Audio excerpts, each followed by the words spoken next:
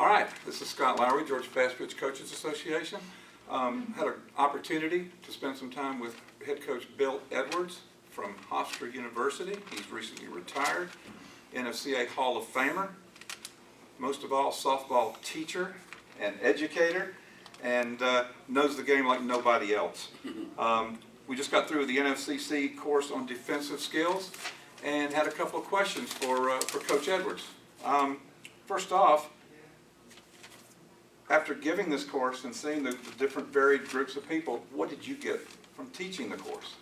The great thing about these courses is that you not only learn from the other teachers that are teaching with you, but you learn from the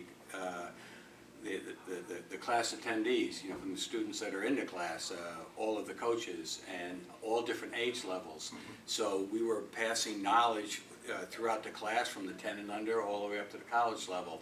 So you get different perspectives, and not only do we present our information, but then we get information from them on feedback, on maybe a drill or their verbiage as to how they would explain it to a 10-year-old and how maybe I would explain it to an 18-year-old. So we're learning, we're you know, putting everything together so that we can better teach the game, so we can better pass on the knowledge that has to be passed on in order to improve our athletes. That's right, Coach. And that's kind of what we're trying to do. We're trying to get everyone together. We lose contact with the people in the other areas of the sport, and we all need to be working together for the good of the kids and for the good of the players and the good of the sport. And I think that's probably the most important element of what we're trying to do, is to better the coaching, to learn more about how to teach the game, to learn what to teach and how to teach it, and to teach it correctly, particularly since the kids are starting at such a young age that we want to make sure that they're learning the game the right way. If you had one thing, you brought in kids for years, and you've been doing this for years, so you know how the climate has changed in the sport. If you have one thing to tell the current high school and travel ball coaches, what would be the number one most important thing? I think that most coaches out there are looking for quality people, good kids of good character that have softball abilities, but basically are going to be academically sound, character sound, and then softball skills obviously are important, but there's no sense having a great softball player if in fact they don't have the good character. As Herb Brooks said in the movie The Miracle, I want the right players, not the best players. Great point, Coach. Great point. And you got to make grades, right? Absolutely. That freshman year is? It is very difficult. The freshman year for high school kids coming into a college, particularly at a Division I level or Division II, or even Division III, or at any level, is the time management and having the ability to self-discipline themselves to take care of all of the responsibilities that they're going to have during that year, particularly if they're away from home. And that's probably one of the most difficult things that we have with our kids, is to put them into a real good time management mold so that they have the ability to succeed. Good, great point. And what do you think the state of the game is today? I know you talk about the game. We don't play the game enough. We get into nuts and bolts and we don't play the game.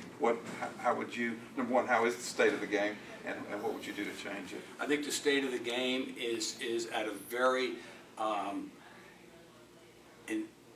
exciting level, because we see it on TV a little bit, and it's a great spectator sport, and TV loves it, and as a result of TV loving it, we're reaching more fans. The more people and the more fans that we can get, not only to watch our game, but to learn our game, to understand our game, to appreciate our game. I think that forms a real good foundation for the development of our game.